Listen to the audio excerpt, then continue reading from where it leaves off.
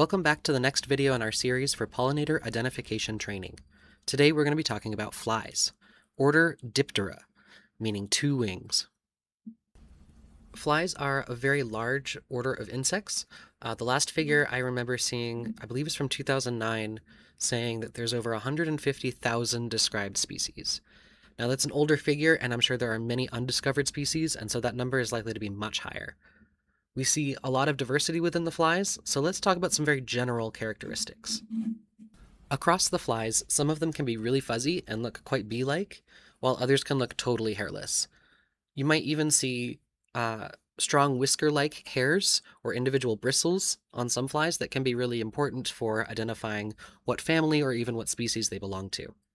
None of the flies are going to have scopa or corbicula, which are the specialized hairs that we see on bees for collecting pollen. So we won't see that on their legs. We're more likely to see hair on their thorax or their abdomen.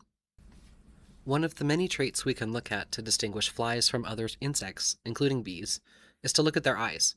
Fly eyes will be rather large and on top of the head, placed together almost looking like a singular pair of connected goggles. This can be a little bit tricky when we find male bees, which may also have dramatically enlarged eyes. However, they're not going to be on the top of the head. They will still be on the side of the head in bees. Another characteristic to look closely at are the antennae. They're going to be a lot smaller in flies than many of the other insects. They're going to be really small. They can sometimes even appear completely absent, but are usually aristate, which means they'll usually have a hair at the end, rather than additional antenna segments.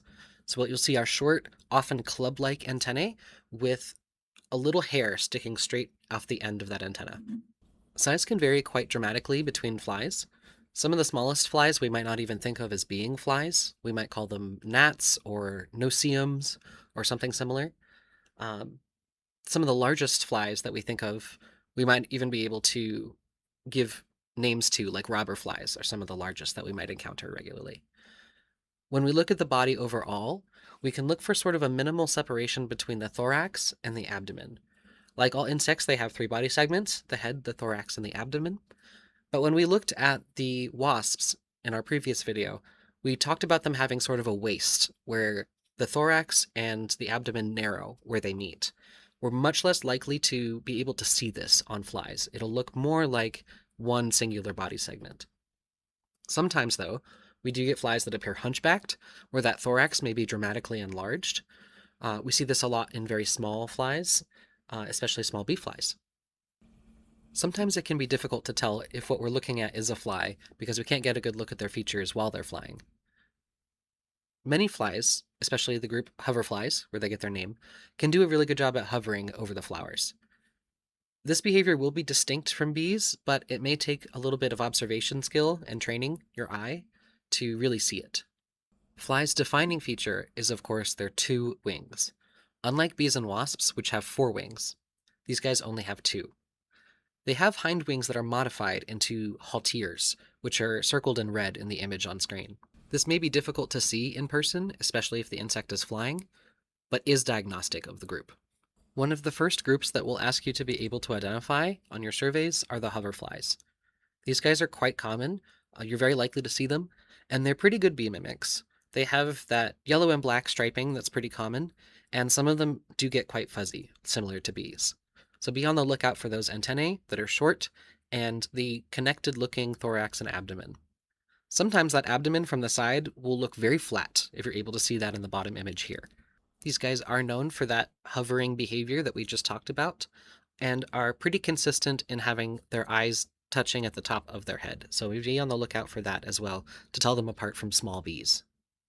While many fly families contain species that are good bee mimics, the family Bombyliidae often gets the common name bee fly. These flies can be quite small to fairly conspicuous, sometimes with really large patterned wings that are quite dramatic. They're often fuzzy, with some looking super round, like a singular body segment, due to their hair. Their colors can vary from very dark black to a bright yellow, sometimes with very bee-like stripes, like in the top right image. The hunchback posture is common in some of the smallest bee flies that are often seen on flowers, like in the bottom middle image. Dark patterns on the wings are a very good sign that what you're seeing may belong to the bee fly family. Another giveaway may be a long proboscis for reaching nectar that is not retracted when the fly is flying away. If any volunteers have ever taken or seen a lot of macro photography images of these flies, you may also notice that their wing veins are wavy towards their edge. This next group is a very large, sort of a catch-all category.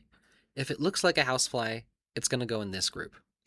Many of these flies are distantly related to each other, but extremely hard to tell apart without a microscope. These guys can be medium, what you would normally see in your house, to even larger. They're often dark, sometimes they can be striped, especially on their thorax, sometimes checkered or even a metallic blue or green color. You get that iridescence when the sun can shine off of them sometimes. Their body shape is often described as robust. You're not going to see the thin abdomens the way that we saw in some of the hoverflies, but we're also not going to see the very round body types that we often saw with the bee flies.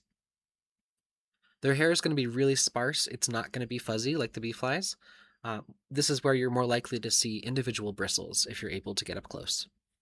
Another very broad category that we're going to use for the purpose of this survey are gnats. Gnat is not a scientific term and refers to many different families that are sometimes called midges, non-biting midges. We're going to include mosquitoes in this category, fungus gnats, and many more. Oftentimes, these are flies that we don't even think about as being flies because their body shape is so dramatically altered. With those very long legs, narrow body, and clear wings, we may often not even think about what we're seeing. But if it's out during the day and on a flower, it can be an important pollinator. Some of them have various levels of hair that can pick up pollen. Some of them even have very feathery-like antennae. So if you see a fly with legs dangling when it flies, that's kind of annoying you. It probably belongs in this category.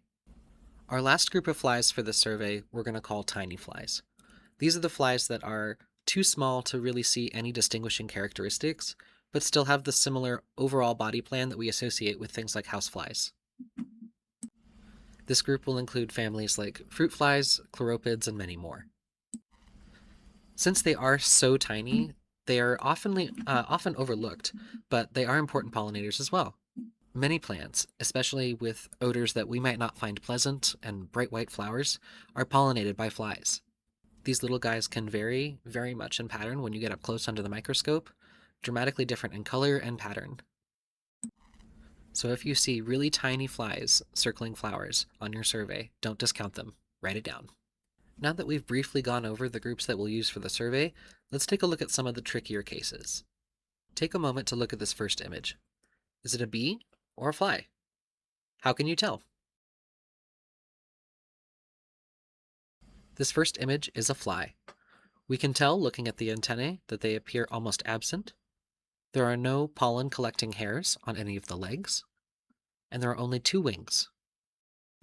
Let's take a look at our next image. Is it a bee or a fly? Which group would it belong to? This image is of a hoverfly.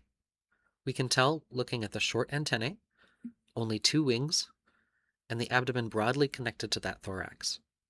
Yet, we still see the bee mimicry in the color patterns and the hair on the thorax. Our next image is an animal on a purple flower. Is it a bee or a fly? Which group within bee or fly would it belong to? This image is of a hairy-legged bee. We can tell looking at the long antenna and the special pollen-collecting hairs on the hind leg. This next image is a bit harder. Is this a bee or a fly? This image is of a fly. It's hard to see, but it has 2 wings. We can tell it has short antennae, and its eyes touch on the top of its head. Is this next image of a bee or a fly? Which group would it fall under? This image is of a honeybee. While it can be hard to tell, the eyes are on the side of the head, and we can tell it's collecting a lot of pollen. Is this next image of a bee or a fly? What group would it belong to? This image is a hoverfly. We can tell by looking at the short antennae, 2 wings held far away from its body at rest, and the eyes almost touching on the top of its head. This next animal is on a bright pink flower. Is it a bee or a fly?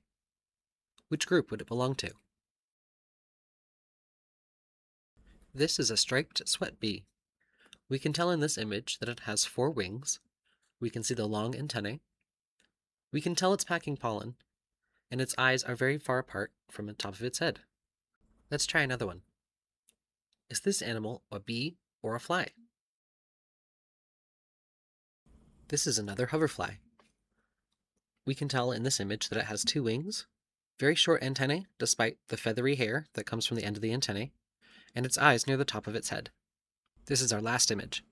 Is it a bee or a fly? This is probably the most difficult image. Robber flies can have relatively long antennae, and in this image the eyes look pretty far apart.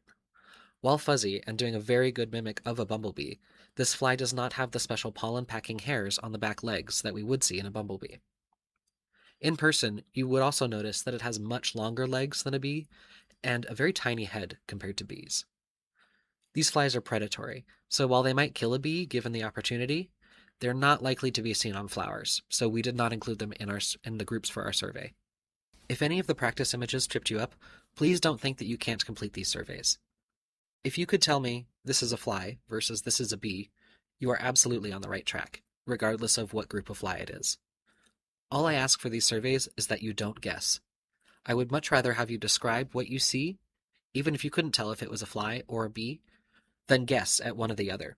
This helps us discover which groups are the hardest to identify and modify our training. Thank you for joining me today to learn a little bit about flies.